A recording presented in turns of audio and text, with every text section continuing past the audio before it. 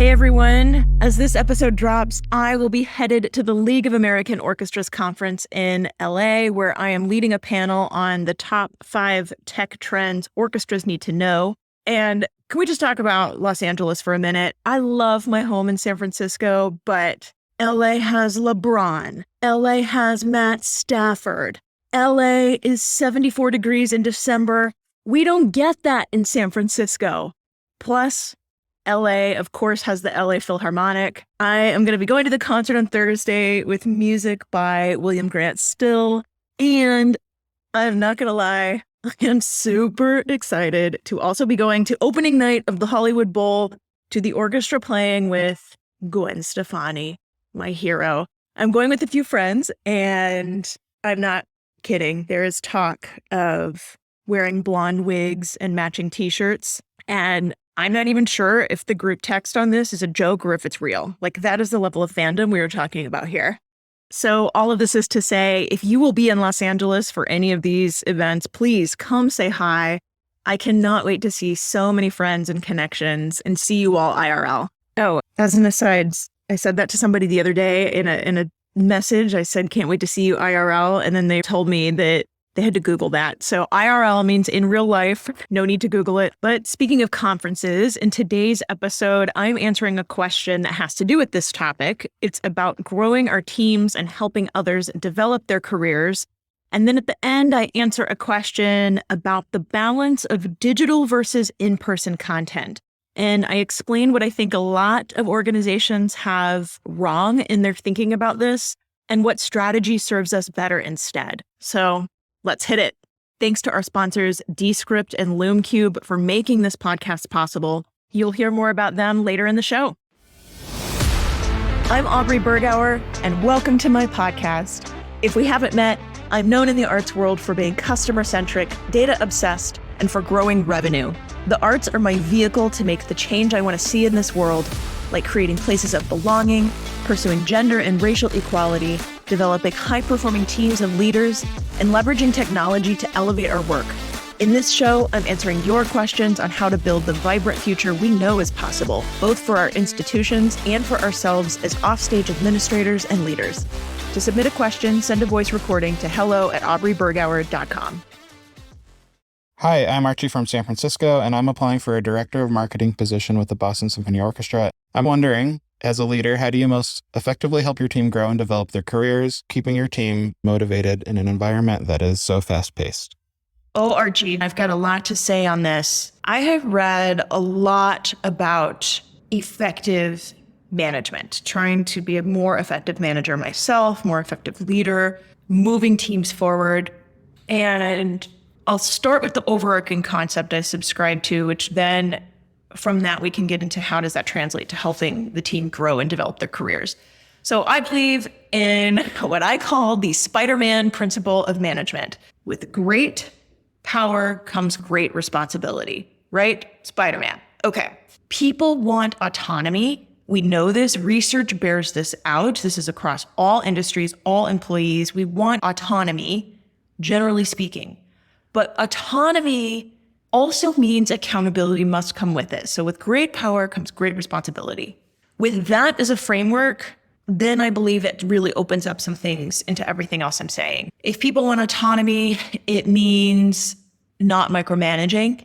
I used to be pretty bad at micromanaging. I've really had to work on it over the years. And the more I've learned, though, is that yes, I'm very particular about how I want things. Yes, I'm a lot of opinions, but other high performers have all those things too. And so the more I've learned, and I'm still learning, the more I'm able to let go and let people do the work that they want to do, the better. But that also means accountability. So that means I absolutely want to measure results. I'm very data-driven, as people know about me. And those two things can go hand in hand. When you're delivering great work and you can measure the impact of it, okay, now we're really cooking. Less micromanaging is what that means. It means, I've heard it put this way, it means, really looking at yourself as a coach. I'm not a manager. I'm not a supervisor. I'm a coach. And I don't know, to say it, I don't know if it sounds blasé or if it sounds, I don't know what the word is, sort of cliche, or I don't know. But it really was a change of mindset for me to really start viewing my role that way as coach, not supervisor or manager. So always trying to get better about that. The other thing I want to talk about on all of this is professional development. In the same way that people want autonomy, people also want to further their careers, meaning they seek professional development. And I talk a lot about growing revenue, but this is an expense line that needs to grow. Professional development budget. I say all the time, our offstage talent doesn't match our onstage talent. How do we fill in this void of arts admin education? And professional development for our existing staff is a way to do that. The timing of this question is very good with conference season upon us right now. It's summer if you're listening to this close to its release date. And it's a huge time for professional development going into the fall as well. And my last 2 roles, I created a professional development budget for everyone on the team. Everyone was given an allocation per year. At the California Symphony, it started as very small because we just didn't have it at the beginning, but I was determined to start somewhere, $500 a person or $1,000 a person. By the end, it was over $2,000 a person. At San Francisco Conservatory, the budget was enough for everybody to go to a conference. It was probably closer to $2,500 or $3,000 maybe. I can't quite remember. But the idea is that everyone is given a stipend. And here are the rules though. You can use the budget however you'd like, as long as the opportunity you want to pursue meets a few criteria. 1, it has to relate to your contribution to the organization. So that can be broad and that's somewhat intentional, but in both of those organizations was so amazed by what opportunities people found and wanted to pursue. So I'll come back to that list in a minute and share some of those.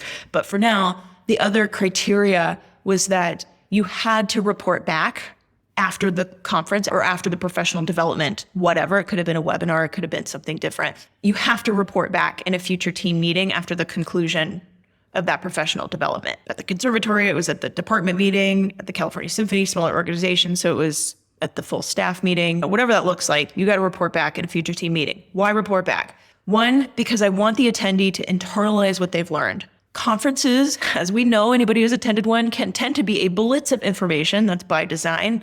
So to report back means you, as the attendee, the participant, have to go back through your notes, find your key takeaways, and then share them. That is a very important exercise to me. It is also, so you're amalgamating the information you've learned, you're cementing those learnings for yourself. Very important. Also, I think an ancillary benefit is that it's really helpful for your teammates to hear. Oh, so-and-so is going to be working on this new thing or new idea they learned. Okay, you're signaling to the rest of the group what you're doing. Another bonus is when that person or participant reports back and they're passing on the ideas, inspiration, takeaways that they learned. This is great. Accountability, that's another reason to report back. When you speak something audibly, this is true based on research for things like New Year's resolutions. This is true for any kind of goal setting in general. When you speak something audibly, it helps drive accountability for yourself. That's why vision boards work for anybody who's into vision boards or those kind of things. It helps drive accountability for yourself. So great, by speaking it to the team, you're doing that. Love it. Also, this starts to tie in a couple of things. I said with great power comes great responsibility. I really believe in performance review. I think there's a whole bunch of ways where performance review in the arts, and a lot of organizations, to be fair, not just the arts, can be very broken. There's a lot of bad ways to do performance review. I am guilty of doing bad performance reviews as I've been learning this over the years. But the more I learn on how to do healthy performance reviews, this accountability piece is important. In the same way, I want metrics on, here's a good example, budget management. I do not want to micromanage how somebody spends their budget anymore. I want somebody to be able to project a budget they need at any level of seniority. If you're a manager overseeing, I don't know, 20,000, 50,000, whatever money that is, I don't want to micromanage every expense. I want you to come back at the end of the year or mid-year, however often we're looking at their finances, and be able to stick to the budget, show that it was for your work. Fine. Okay, that should be a performance review too. If you have budget responsibility, did you spend it well? Did you manage it well? Okay, no micromanaging. I don't have time for that anymore. So same thing with this idea of professional development. I think that should be a performance review too. If somebody did participate in a professional development opportunity, how has it helped their work afterwards? Can we see that there's been an impact on their work? Can we quantify it? If so, great. If not, did we see, oh yeah, they brought back an idea, they shared it with the team, and then sure, over the next few months, we saw them enacting that idea. Okay, great, check. So Those are all the things I want. I just really believe we don't do it well at organizations. So here's what I don't want. I'll put it this way. What I don't want for professional development is for somebody to go to the conference or webinar or coaching or whatever it is they do and feel warm and fuzzy and inspired for about a week and then go back to the grind without any change in performance or results. No way. I want results for my investment. And that's the point I'm trying to make here. Okay.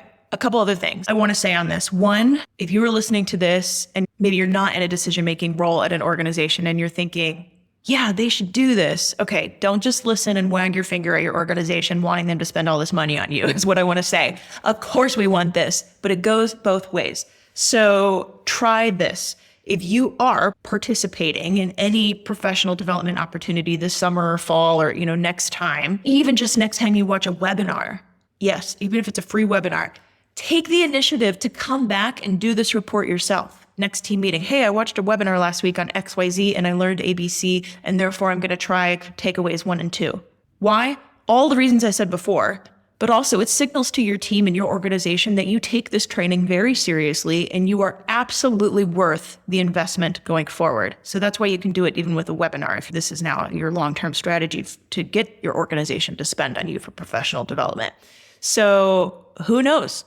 But in the meantime, you're creating a culture that values this. Maybe somebody else will come back from their next webinar and do the same. You're creating a culture around you, and that is a real contribution. Okay, I also want to address from the organization side why organizations don't do this. But first, we're going to pause for a second to hear from our sponsor. I am super excited to be sharing this with you all. This is a brand I personally choose to work with and that I know arts organizations can benefit from. So I've been creating content for a while now, first as manager of audience development at the Seattle Opera, then later as the head of marketing at the Bumbershoot Music and Arts Festival, and now as an individual creator and working with organizations on their content strategies too. And I'm not being dramatic when I say that the program that was a total game changer for me is Descript. I learned about Descript earlier this year when I was invited to join the LinkedIn Creator Accelerator program. And I loved it so much because I'm not an editor yet. Descript makes editing as easy as editing a Google Doc. I'm not even kidding. Now I use Descript for all of my videos, audio content, Instagram reels, and even recording this right now. I recommend Descript for any individual or marketing team, and I'll drop the link in the show notes for you. Thank you to Descript for supporting the business side of the arts. I'm really grateful. So why aren't organizations prioritizing professional development, specifically investing in professional development in this way? These are not meant to be excuses or justifications, but really just reasons or things I've heard. Okay, why don't we spend on professional development? Overhead. Dan Pallotta had a viral TED Talk on this. He coined the term the overhead myth. And basically the idea is that anybody who's written a grant application knows this. We get so dinged for what they call overhead, which is ridiculous. It's like our onstage talent is necessary, but everybody else who's offstage is quote unquote bad overhead. And that's so ridiculous because it takes all of us to do the work that we do. Dan Pallotta really accelerated the conversation on this. And now the pendulum is swinging away from this. Thank goodness these watchdog organizations are ranking organizations less by this overhead ratio that's so silly.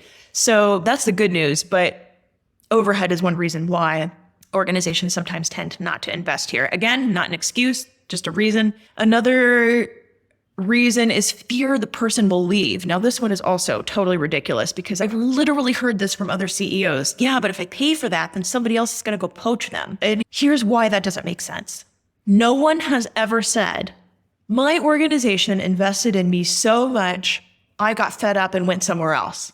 Like literally nobody has ever said that. People want their organization to invest in them. That drives loyalty from the employee. So it's just the opposite. They're not going to get better at their job and then go somewhere else. They get paid more money, then fine. We need to figure out how to pay our employees more money, be competitive on that front. But even that is not the top reason people leave jobs. It's not for more money. By far, the biggest reason people leave a job is their boss or their supervisor. The other big driver is stagnation in a role. Yes, we need to pay higher salaries. Yes, we need to be more competitive, but somebody leaving for higher salary, it's not usually the number one thing. It's usually these other factors too that are a part of it, is what I'm trying to say. So nobody ever says, oh my God, my organization invested so much in me, I'm fed up, I quit. That doesn't happen. Okay, fear that they'll leave is not really a good reason. Cost of hiring is so much more expensive. So now let's talk more about the money side of it. The time of hiring is even worse though. I am hearing from so many senior leaders right now, all over the place, about all of the time they don't have right now because of the empty roles they are filling. So it's one thing to be hiring laid off roles or furloughed roles, still recovering from the pandemic, but it's another when it's this great reshuffle that's upon us happening. So many people are just like, I don't have an associate director of X. I need a marketing head. I need a development person to do Y. I just hear this from everywhere. So if we can retain people by a little investment in their professional development, that is worth it. And then I guess that's the final point, is just money in general. When the budget is tight, professional development gets cut. It tends to be one of the first things, and that is the opposite of what should happen. Lastly, not everybody in the organization is going to use their professional development stipend. It just doesn't happen that way. So fine, great. And then I'll also just mention discounts are a thing. One time, my entire team went to a conference for almost free because of the first-timer discounts they were offering, emerging leader discounts they were offering that more junior staff got to take advantage of. At another organization, there was a conference the whole team attended with the group discount. So the whole team went for like $1,000 or something. This stuff is really affordable for such a high ROI. And speaking of high ROI, I blogged about this. This was a few years ago now.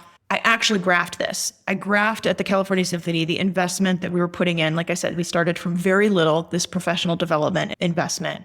Graphed it over the next few years. How much more were we putting in the budget line each year? And then on another line, graphed by comparison, the revenue growth we were seeing those same years. And I'll put the blog post in the show notes for anybody who wants to look at that graph. But just to paint the picture, the professional development line, yeah, it's going up incrementally a little bit each year. The revenue line far exceeded the investment we were making in our staff talent development. Is this direct causation? No, probably not. We were doing a lot of things at the California Symphony that were really working well for us. Is it correlation? Yeah, I think so. The growth I saw in that staff during those years was just phenomenal, and their professional development was a part of that. Same thing with other high-performing teams I've worked with. People want autonomy, people want responsibility. Pursuing their own professional development and having the freedom to do that, I think, is a part of that. Okay. Wrapping up here, I said I would mention some of the different opportunities people pursued just to give some ideas here. All right.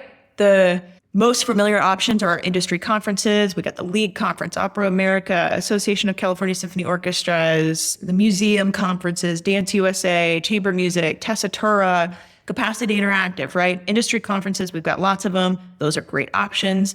I've also had staff, this is why I love when they get to choose on their own, say, this year, that's not what I want to do. I had a web developer say, I really want to go to a web developer conference. They're working on some API integrations that I want to do at our organization. They're working on some new sort of programming, I don't know if it's programming language or other tools. See, this is totally why this is not my bailiwick.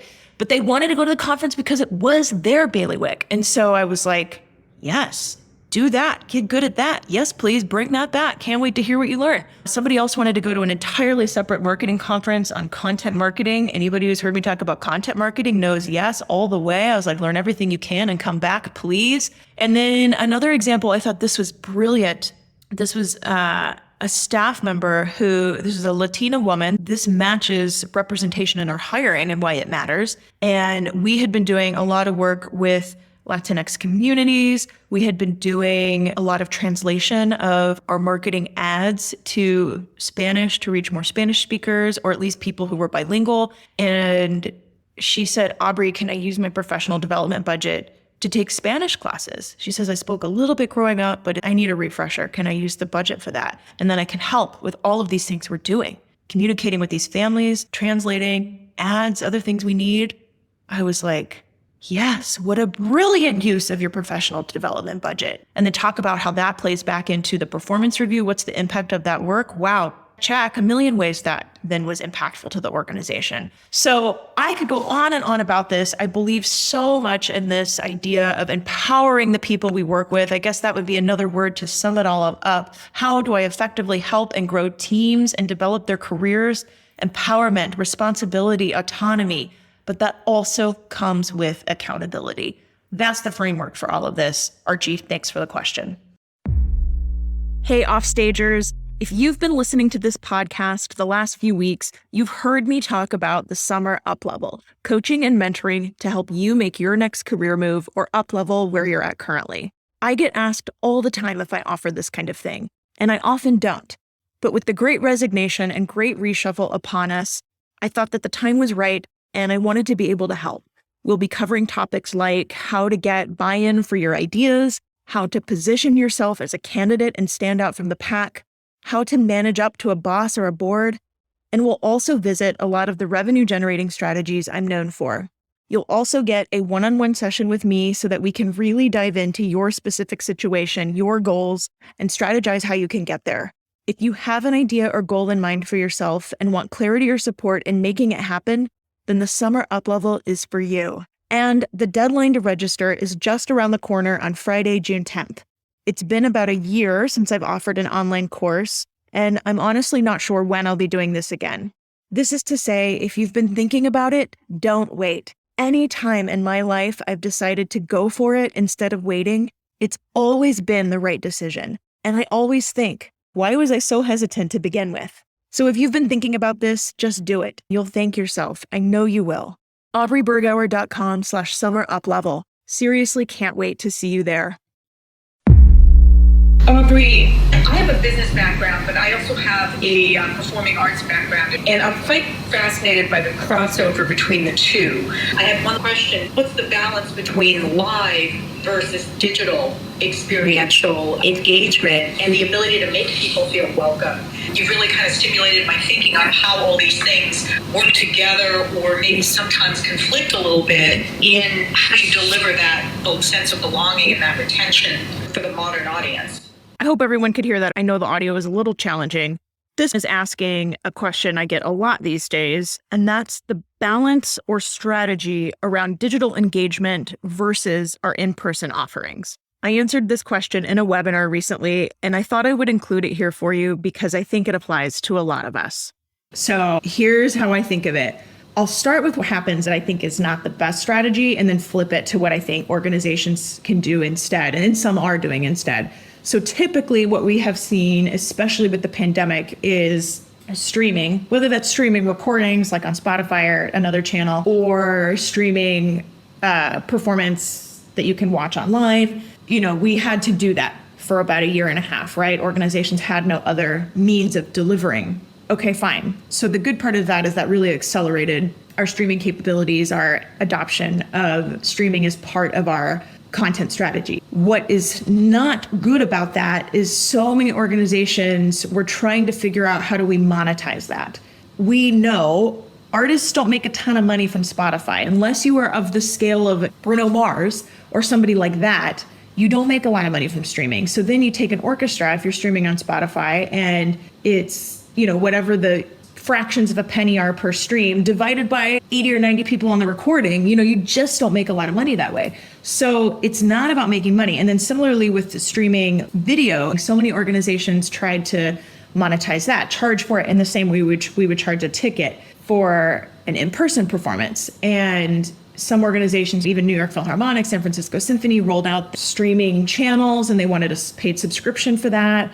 And what we're seeing all across the performing arts is that's not working because there's a whole bunch of barriers to people not wanting to pay for that type of product. And I get it. We're competing with Netflix, Apple, like these giants that are investing literally billions of dollars. We cannot compete and deliver a product that's competitive. Therefore, we cannot charge for it. So, but does that mean we shouldn't do it? No. So this gets to really the answer to your question that I think you were starting to say out loud is streaming then this is the change, should become a strategy, an engagement strategy. So instead of streaming is what we do to earn money, no. Streaming is what we can offer as the beginning of the journey. I don't know a lot about classical music, so I watched the stream online. And it doesn't have to be we stream a whole concert and give it away for free. It could be maybe we stream the first 10 minutes or 20 minutes. That's a lot cheaper for an organization when we're paying unionized musicians and have high production costs and all of that. So maybe we're streaming a little bit and somebody gets to see that and say, oh, well, that was interesting. I was welcomed on the stream. I heard something I liked. I want to learn more about that. That's what we want our streaming to achieve. We almost had it as the end of the journey, something that organizations thought people would pay for. And I'm saying, no. It needs to be the beginning where it's the open arms welcome wagon for people to experience an easy taste of what we have to offer. Well, and we see this with other genres of artists. We listen to their recording, and then when that artist comes to town, wow, I want to buy a ticket to see them. That's the touring model for, like, I'm thinking pop artists or things like that. We want that same model for us too. That absolutely can apply. Wow, I heard you online and now I'm dying to see you in person because wow, 80, 90 people on stage together. There is nothing like it. There is no recording that compares. Like, we want that. We want the streaming to drive the top of the funnel. That model can play out very well for us. So that's, in my mind, how that all starts coming together. That's all for today, folks. Thanks so much for listening, and keep up with more content like this by following me on LinkedIn, Instagram, or Twitter at Aubrey Bergauer. Definitely hit that follow button to subscribe to this podcast. And I have one more favor to ask. If you liked what you heard here, will you please leave a review and rating? I've learned it really does make a huge difference, and I'd be so grateful for your help and support in that. Thanks again. See you next time on the Offstage Mic. The Offstage Mic was produced by me, Aubrey Bergauer, and made possible by Descript. I used Descript to record, edit, set audio levels, and make the trailer, as well as the video teasers on social media. I couldn't have done it without them, and I recommend any marketing team or individual creator should definitely use this tool too. Thanks again to Descript for making this project and many others I've done possible. This is a production of Changing the Narrative.